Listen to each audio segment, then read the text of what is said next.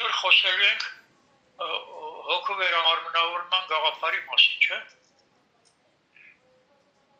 Այդ հոգու վերամարմնավորման գաղափարը մեր գրականության մեջ բավականին կա, ես չեմ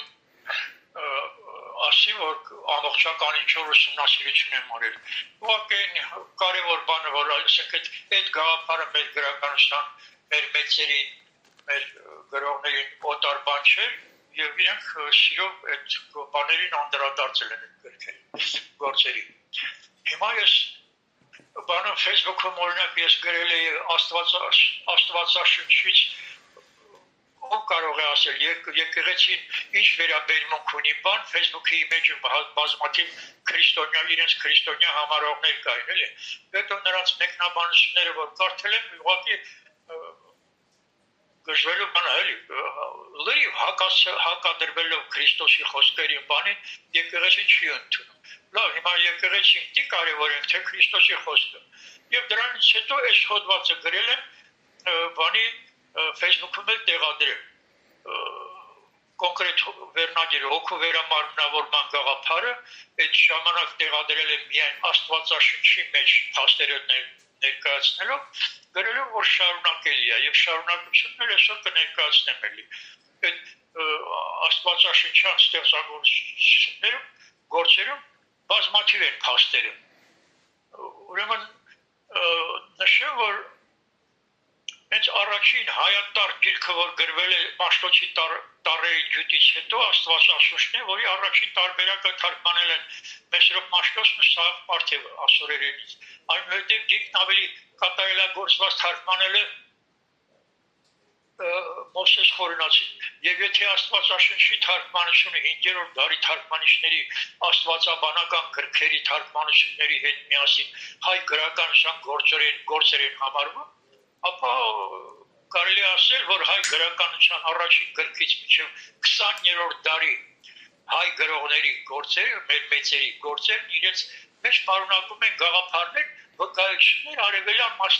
արևելյան մասնավորապես հնդկական փիլիսոփայության, բուդդայականության եւ յոգայի հիմնական օրենքներից մեկի հոգու վերամարմնավորման օրենքի մասին։ Այս հոդվածով որևէ հավակնություն եւ մտադրություն չունեմ ամբողջական եւ սպառիչ ներկայացնելու վերնագրում նշված թեման, այլ ընդհանրապես ցանկանում եմ ցույց տալ հոգու վերամարմնավորման գաղափարի արտահայտությունը հայ գրականության մեջ եւ նաեւ որ այդ գաղափարը շատ հոգեհարազատ է եղել հայ նշանավոր գրողների, մասնավորապես ամենայն Հայոց Մանասեր Թումանյանի, Իսահակյանի, Չարենցի համար։ Սկսենք Աստվածաշնչի չնայած 553 թվականի Կոնստանտինոպոլի եկեղեցական տիեզերաժողովում որոշվեց եկեղեցու դոգմաներից դուրս անել հոգու վերամարմնավորման գաղափարը, սակայն Աստվածաշնչում կան դրվագներ, հատվածներ, որոնք հիանալի համոզիչ ու անշղթելի ձևով ցույց են տալիս, որ Քրիստոսի ուսմունքին ոչ միայն օտար չի հոգու վերամարմնավորման գաղափարը, այլ նաև հոգեհարազատ է եւ կարևոր տեղ է հատկացված այդ գաղափարին։ Ահա այդ հատվածները։ Ահա ես ձեզ մոտ եմ ուղարկում թեզվացի այդ 5 կտակարանում այդպիսի բան է գրած։ Ահա ես ձեզ մոտ եմ ուղարկում թեզվացի Եղիային նախքան որ կգա Տիրոջ մեծ ու երևելի օրը, որպեսզի նա հոր սիրտը դարձնի դեպի որդի, մարդու սիրտը դեպի իր ընկերը։ Այդ բոլոր բաներում աղբյուրները նշել եմ։ Ստուգողը կարող է Մաղաքիան 4-րդ գլուխը 4-ից 5-րդ համարներով։ Տիրոջ հրեշտակը նրան ասաց, սա այս Տիրոջ հրեշտակը Զաքարիայի մասին է խոսում, այդ բանի Հովանես Մկրտչի մայրը որ պետք է հղիանար, հորը հրեշտակայրում։ Զաքարիա,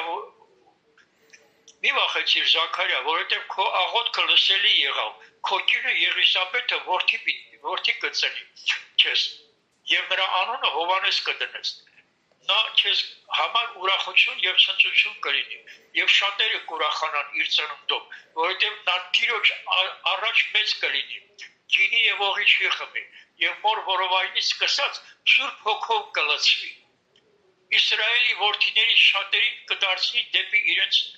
Տեր Աստվածը։ Նա Եղիայի այստեղ նա Եղիայի հոգով եւ զորությամբ պիտի գնա նրա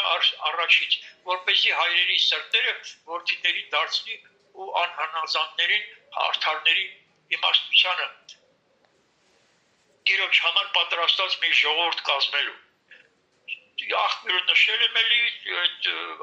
Ղուկասի ավետարանն է առաջին գլխում 13-ից 17 տողերը։ Հիսուսը Հովհաննես Մկրտչի մասին ժողովրդին ասում է. ապա ինչ տեսնելու եկաք։ Մի մարգարե, այո, ասում եմ ձեզ, առավել քան մի մարգարե, որովհետև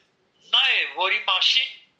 գրված է, ահա ես կուղարկեմ իմ պատգամավորին քո առջևից, որ քո առաջ քո ճանապարհը պատրաստի։ Ճշմարիտ եմ ասում ձեզ, կանանցից ծնվածների մեջ Հովհաննես Մկրտչից ավելի մեծը չի եղել, բայց երկնքի արքայության մեջ ամենից ետինը նրանից մեծ է։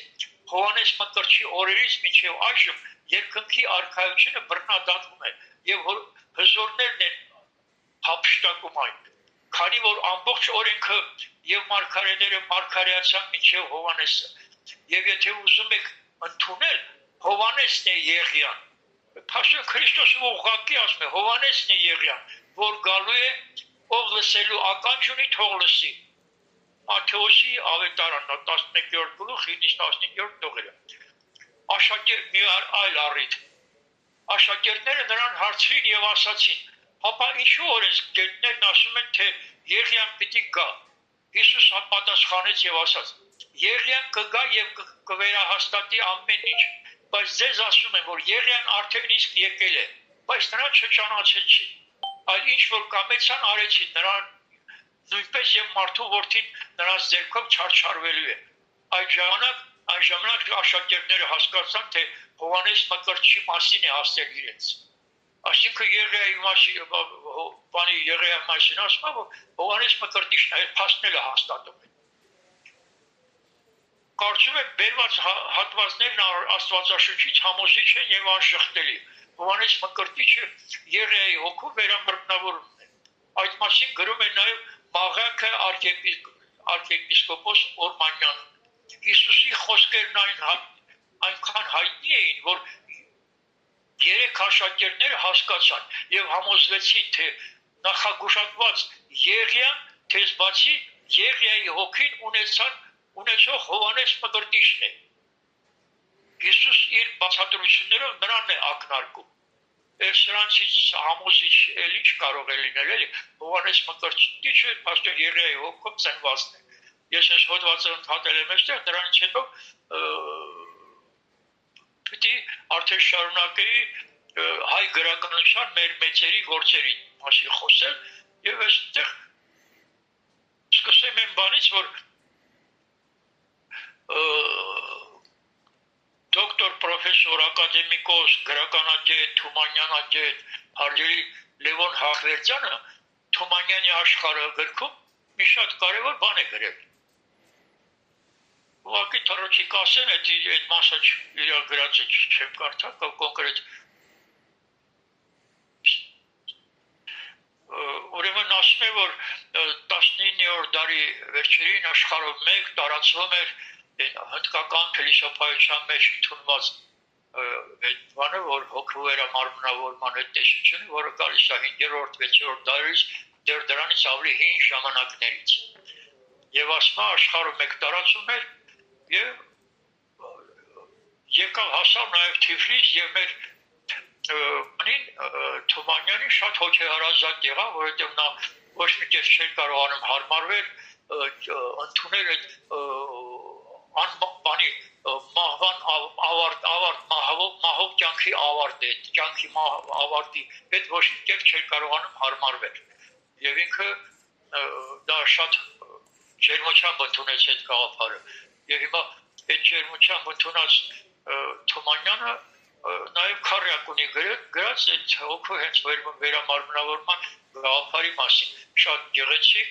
եւ ես հաճախ եմ դա ներկայացնում, ասում է 1000 տարով առաջ թեեր ինչ կա որ ես եղել եմ կամ կլինեմ հարուհավետ ինչ կա որ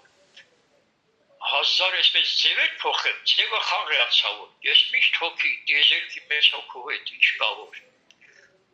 Սա իր քարյակներից մեկն է, որը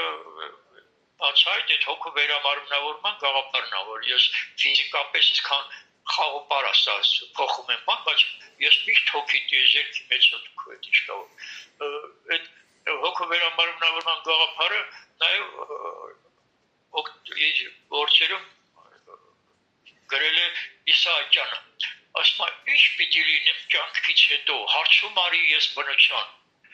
Ինչ որ էր կյանքից առաջ, այսպես տվեց ինձ պատասխան։ Մեր օրերի քրիստոնյա մարդը երևի կասի հող էիր, հող կդառնաս կյանքից հետո։ Իսկ ահա Իսահակյանը գիտի, թե ինչ է լինում մահից հետո։ Նա ֆիզիկական մահից հետո մարդկանց հետ ինչա գրում է, նրանք չեն մեռել, նրանց հողեղի մասը հող է դարձել, բայց նրանց հոգիները կան եւ սավառնում են մեր գլխու վերևը, մասսաշուչ։ Պաստորեն բացայտ այդ հոգու մարմնավորումն ասում, դրա մասին խոսում եւ նաեւ մի ստեղծագործություն ունի, որը կոչվում է հավերժություն 1919 թվականին գրված։ Մի քիչ երկար բան է, ստեղծագործությունը, այդտեղ նկարագրում է, թե ինչպես երկու երիտասարդներ տղա-աղջիկ հանդիպում են, վերջը իրար հայացքով, հայացքները փոխանցելով, վերջը միմյանց դուր են գալիս եւ հետո սկսում են դրանց զրույցը եւ ասում են մենք կարծես թե հանդիպել ենք եւ սկսում են հիշել անցյալ կյանքերում իրենց հանդիպումների շփումների մասին սիրահարվածներ են եղել, սիրել են իրար, վերջը հանդիպել։ Այս ստեղծագործությունը արժի կարդաց արիստակ, կարդակ ես ասում եմ հավերժություն ստեղծագործությունն է։ Չարենցն էլ ունի մի գործ, որը կոչվում է հոգին չի մեռնում։ Հետևյալն է։ Հոգին չի մեռնում։ Մարմինը թողած երկրային փոսում թափառում է նա տիեզերական լաբիրինթոսում։ Անցնում է բոլոր ճամփաները սուտ ու անբեր երկրի, որ պայծառ մաքուր դարձերից հետո քո գրկում բերկրի։ Բայց երբ կհասնի հոգիս որպես սեկ սրբացած մի զոհ մայրամուտային եզերքը կապույտ, լույս եզերքը քո։ Նո այդ քո բառերը այս մեծատառը Աստծո մասին է գրում են փաստորեն դեպի վերև։ Հիմա բանի այդ էզոտերիկ ոլորտում մեր այս գաղափարների փիլիսոփայության բան յոգայում բուդդայականության մեջ թեոսոֆիայում ուղղակի բացայտ բաներ ասում, որ մարդկանց կողմից կատարվող հանցագործություններն ու չարագործությունները զգալի չափով կպակասեին, եթե նրանք իմանային հոգու վերամարմնավորման եւ կարմայի օրենքների մասին։ Այդ պատահական չի, որ երեխան ծնվում է Աստվածաշնչում երեխայի մասին էլ կա, չէ՞, փաստը, որ աշակերտները հարցնում են, ասում են, երեխան կույր ծնված երեխան իր մեղքով կույր ծնվել, թե ծնողների նոր ծնված երեխան ինչ մեղք պետք է գործած լինի։ Դա նշանակում է աշակերտներն էլ գիտեն, որ նախորդ կյանք կա, նախորդ կյանքում կարող է մեղք գործած լինի։ Վերջ ես իմաստով փաստերը շատ են եւ գրականության մեջ եւ մեր բանը այդ ուսմունքում տրվում են բազմաթիվ զրույցներ կան, կարևոր են համարում, որ փաստորեն անարդար կլիներ կյանքը ընդհանրապես, եթե մարդիկ այսքան հանցագործություններ կատարելով գնան այն աշխարհ, այդպես էլ նրանց ոնց ասած այդ հանցագործությունների համար իրենք շփացվեն։